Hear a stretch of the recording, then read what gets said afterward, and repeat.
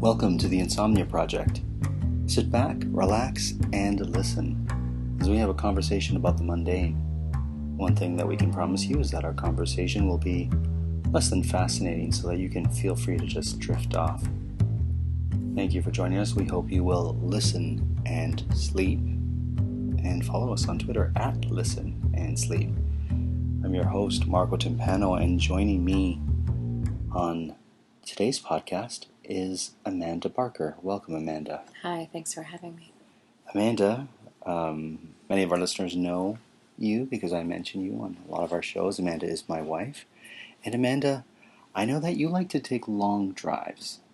I do like to take long drives, but I generally like to go somewhere. So for me, a long drive is fun if there is a destination at the other end.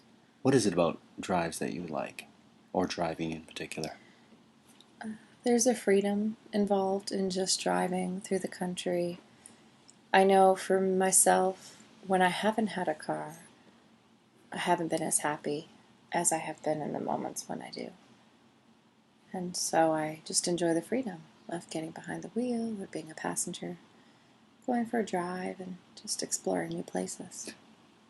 Tell me a time when you drove and it took you somewhere. Well, I was working on a cruise ship and I needed to get to a wedding in Newfoundland from the Virgin Islands.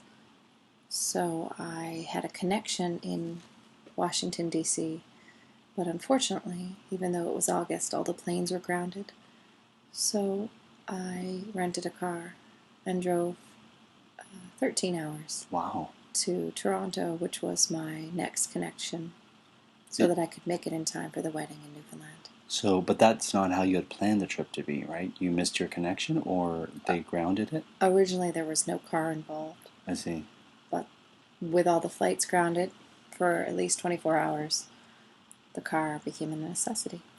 For you to get all the way to Newfoundland, so you had to drive to Toronto. To Toronto. Wow. What are the things that you like to have with you when you drive? Do you have any sort of like...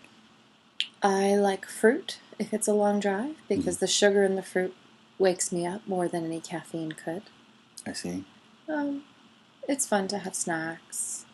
I was driving quite a bit when I was on the road with a tour for a few years, so my go-tos were nuts and jerky, just nice protein that fills you up as you drive. I like to have the windows down when I drive. I find the fresh air on my face very as do I. But it's difficult in relaxing. the winter. Fair. And Amanda, so what's the prettiest drive you've ever done? I think the Maritimes is really pretty. Okay. I grew up on the St. John River, so drives along there were a necessity. Sure. There isn't much that's close to each other. So we spent a lot of time driving, and I have a great love for that river and the drives along it. It's a very hypnotic drive, driving through New Brunswick, I find, because you're constantly going in a similar sort of motion or a pattern, and there's so many trees that sort of pass you by as you're driving, and more trees. It's a very relaxing and beautiful drive. It can be much more windy than somewhere like Ontario or Middle America. Sure. It's many more hills. Now, Amanda, through your driving through the U.S., have you ever encountered any interesting vegetation? Yeah, there's cactuses. Cacti. Right, sure, throughout Aruba. Although I didn't see as many in the southern states, but I haven't really driven as much into places like Arizona or Texas. I've more just flown in and flown out of the cities. In the Dakotas, I did see tumbleweed quite a bit. What's that like? Well, it's weed that tumbles. So is it like dried straw? It always looks like in movies and whatnot. It always looks like dried straw tumbling by. I think it is, but there's a particular weed that survives in the air. Okay. So similar to air plants that you can find in, say, a farmer's market. Sure. Or even in a grocery store. They're meant to just hang without any dirt. Okay. Tumbleweed is, I think, a version of that kind of looks like a moss of some kind that lives in the air, and then as it tumbles, with the wind and so It on. spreads pollen or seeds or whatnot.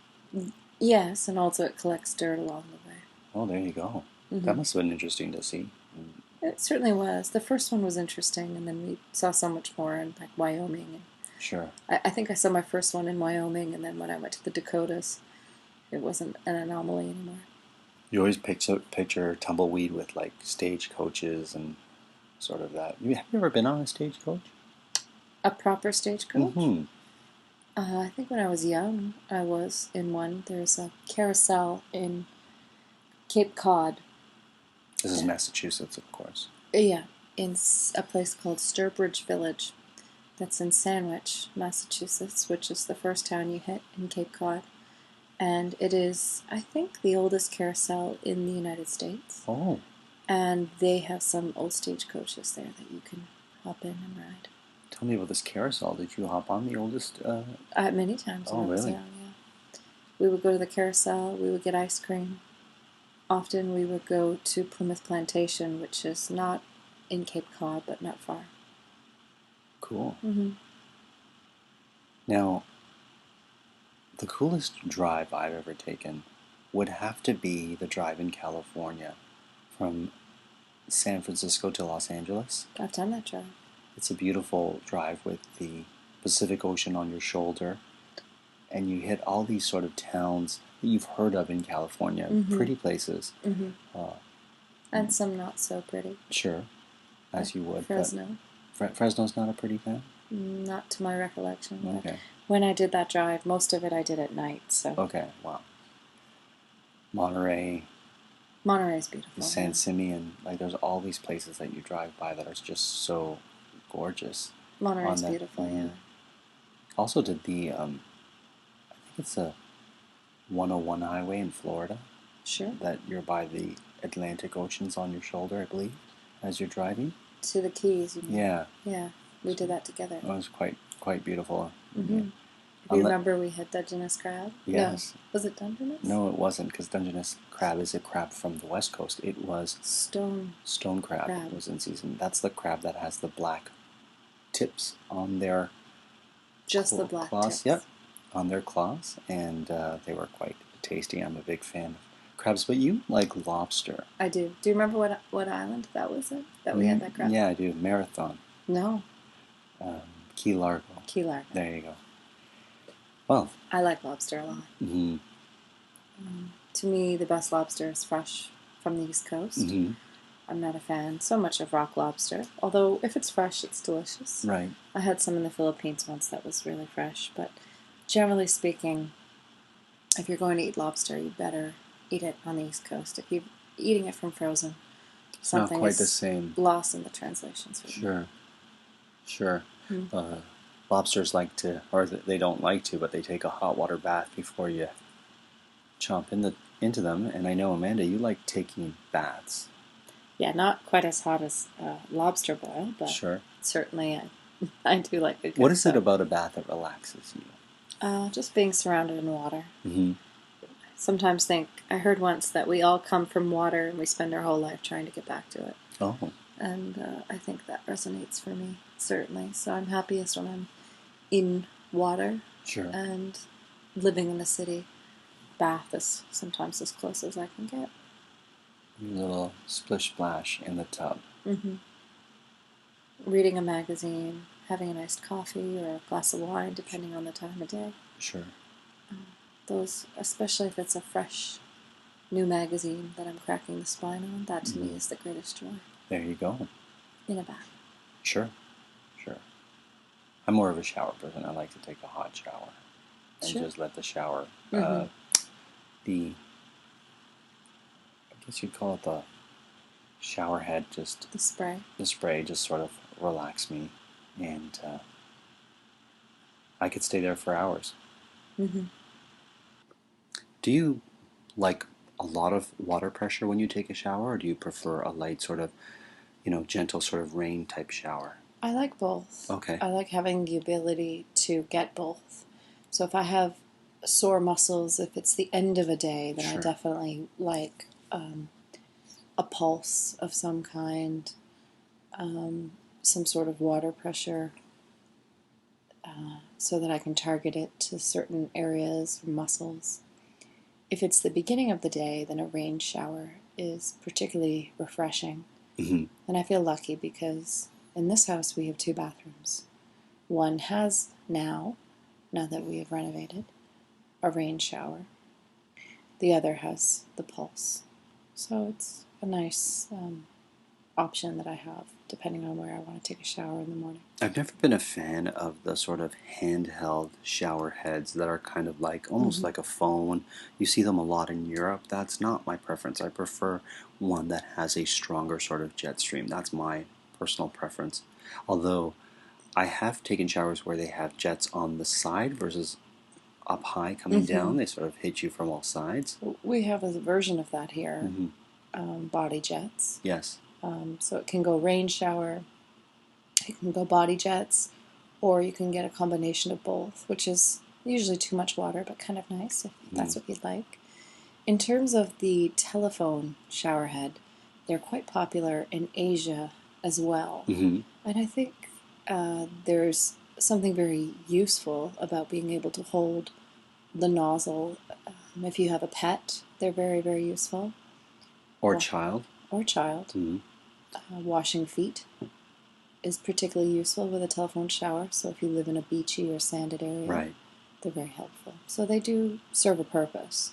They're also very helpful when you have an old-fashioned tub and no space to properly put a shower head. Then you can fashion one of those. It's easier. There you go. Mm-hmm.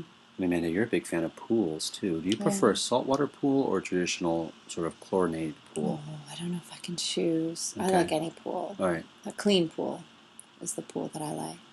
I do enjoy salt water, but there is a nostalgic love for chlorinated pools because that's what I grew up with. Okay. And so I have sweet memories of the chlorine on my skin and my hair, my bathing suit. What is important for you when it comes to a pool other than cleanliness? Or whatever, if you had a pool in your backyard right now, what would be some of the top priorities you would ensure that pool had? If it wasn't an in-ground pool, if it was an above-ground pool, then I'd make sure there was a really lovely deck around it. Okay. I'm not a big fan of just a metal tub plunked in the middle of a backyard. Mm-hmm. So if it had some sort of landscaping around it, which some above-ground pools have, which is really lovely, that's great. Otherwise, I prefer an in-ground pool. I know they're more expensive. Does shape factor in there? Shape of the pool? I know that kidney shape. Personally, for me, were I to get a pool, I would get a nice long rectangle. Okay. And why is that? A thin rectangle, in fact. Oh. Almost like a brick. For me, I like to do laps. I see. And it's harder to do laps in a rounded or kidney-shaped pool. Not impossible, but harder. I see. Mm-hmm. And I grew up with kidney-shaped pools. The pool my parents have now in their house in Florida is more of an hourglass type of shape. Oh, cool. What about public pools? Like, the Olympic-sized public pools. Do you enjoy those? I do, but it's a different type of enjoyment. There's one close to our house that is only open for 2 months in the summer, so I try to go to it as much as I can. Take advantage. Sure. I do enjoy a public pool, but... What's your earliest pool memory? My earliest pool memory is my parents, the construction, coming over to dig the pool. Mm-hmm. In terms of playing in the pool and swimming in the pool, I remember I had to wear a flotation device in the shallow end. I wasn't allowed to go in the deep end for a long time. There's always the rope made of plastic. And that rope, the chlorine would eat away at it, so it always kind of scratch you when you went past it. But I remember perfecting my somersaults as I got a bit older in the shallow end. And I got up to 22 somersaults I could do in a row without coming up for air. Wow. I would use my arms.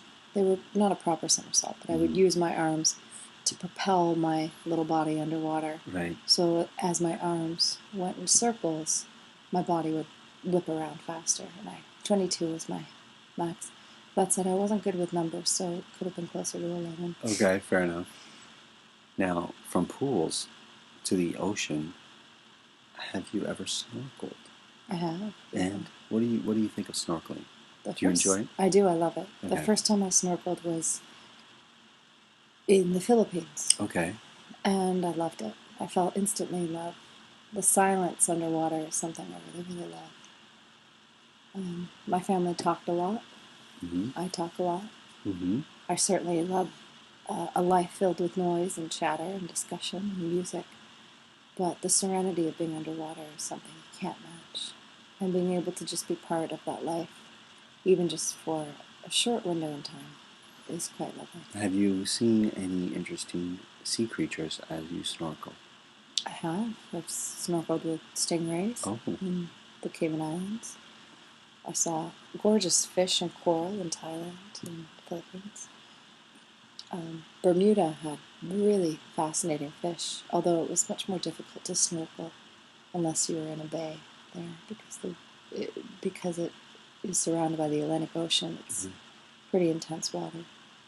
I remember finding a conch shell with the animal still in it while I was snorkeling, and I was able to sort of look at it and pick it up and really examine what it looks like. 'Cause when you see them in the water, they blend in so well because there's a lot of algae on them. They're not as shiny and pink as you see them once they sell the shells on the beach, once they've been used for food or whatnot. But that was neat. And I once saw squid, a school of squid, as I was snorkeling. Speaking of delicious sea creatures, conch and squid, very delicious.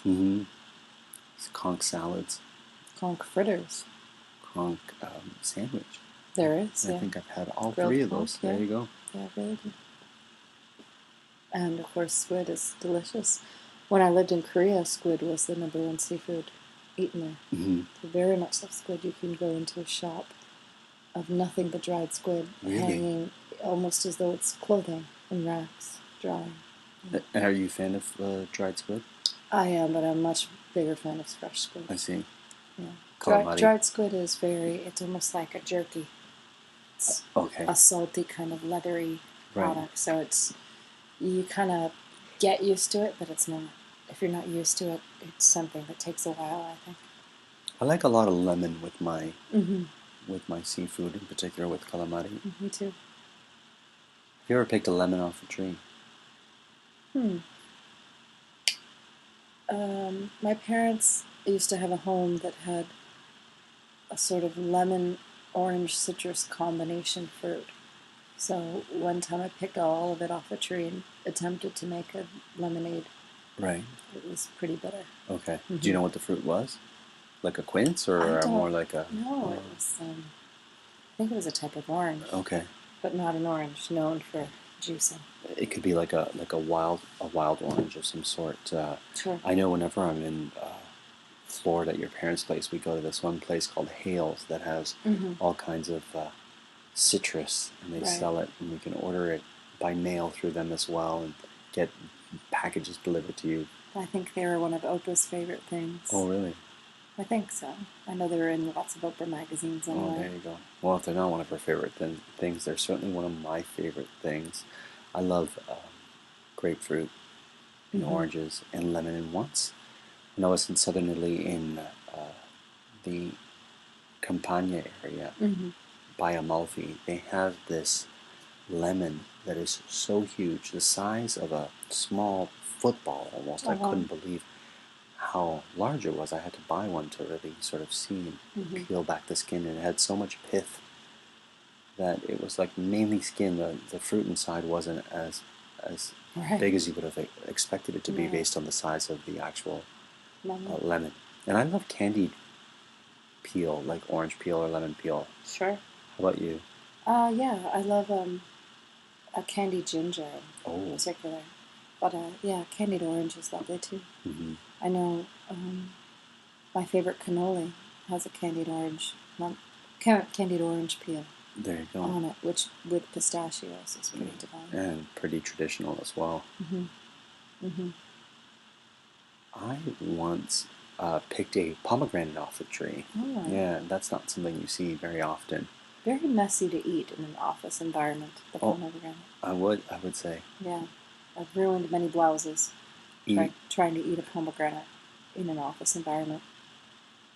And that juice stains really. It does. Really well. Now you can buy sort of pre-peeled pomegranates in little cups. Sure. But how lazy are we that we have to do that? Well, I mean, I don't know if it's so much laziness as it is trying not to get the stain on you at work. It's a sort of compact way of doing it. It's just, I have a fundamental issue with buying something encased in plastic when nature doesn't do that. We do. Right. That's why I like bananas, one of the simplest sort of fruits, because it's in its own sort of packaging. You just got to peel it from there. It's the number one fruit eaten in the United States. Oh, really? Yeah. The number one fruit is bananas, followed by apples. Oh, I didn't know that. Which is pretty fun, because you can't really get bananas in most places in the States, but apples would grow pretty much in every state. You mean you can't get them to grow in most states? Right. It's not, I'm sure in California and Hawaii, parts of Florida, maybe Texas, they would have bananas, but really they're more of a Central American fruit. And yeah, that's the number one fruit consumed in the United States. I love pears. Pears are my favorite. Pears. Pears are very wonderful. There's so many different kinds. Yeah. Bosc, Bartlett, those are the two that I know, but I'm sure there's Anjou. Yes. Do you know the difference? I know that they're all delicious. I know Bartlett is my favorite. Oh, really? Yeah. Those are the greenier pears. Yeah. Bosc, a browner skin. Yeah. Anjou, I don't know. Anjou's a little bit more pale in color, I believe. Is it? Yeah. We have all three kinds in the fridge, so. Oh, then I guess I better start eating them before they turn. I also love watermelon. I love watermelon There's something about watermelon. I think we had a conversation about this, Nidhi and I, with regards to the fact that you find now that when you get watermelon, you don't see so many seeds in it, and I kind of miss the little black seeds that you get used to get. It's interesting. I guess they're being homogenized and bred out of the watermelon. I don't know if homogenized is the right word, but you know what I mean. Now, what about this has always proven to be a bit controversial amongst our friends. The difference between a cantaloupe and a muskmelon. I wouldn't know. I've never had a muskmelon. You've actually had a muskmelon, but you think it's cantaloupe because in North America we tend to eat more muskmelons. Really? But they're disguised as cantaloupe because they are so similar in nature. Really? So there's a good chance you've had muskmelon thinking it was cantaloupe. Which is sweeter?